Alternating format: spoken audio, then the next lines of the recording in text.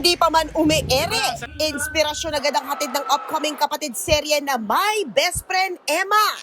Noong Holy Wednesday, may pa-special screening para sa ating mga kapatid sa Gagalangin, Tondo. Kasama natin sila TJ Valderrama, Nino Mendoza, Sid Lucero at JM De Guzman sa parish na ito to spread the good word about Emma. Mahal po namin kayo. Salamat po na marami.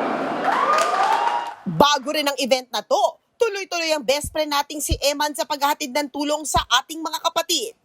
Namigay ang best friend natin ng tubig, candies, at iba pang goodies sa mga motorista sa NLEX. Siyempre, katuwang natin dyan ang NLEX Corporation.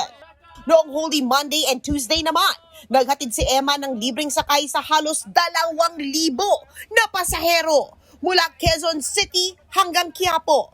Present din si Eman sa Alay Lakad Assistance sa may Ortigas Extension sa Pasig City. Proud ang bida na si JM De Guzman dahil higit sa magandang serye ang hatid ng My Best Friend Eman. Yun din naman po talaga yung mensahe na gusto naming i-push sa show namin. Kung sino si Eman sa buhay natin at paano tayo magiging Eman sa iba. Also starring siya Ina Magdayaw, Ay de las Alas, Mitch Valdez, at marami pang iba.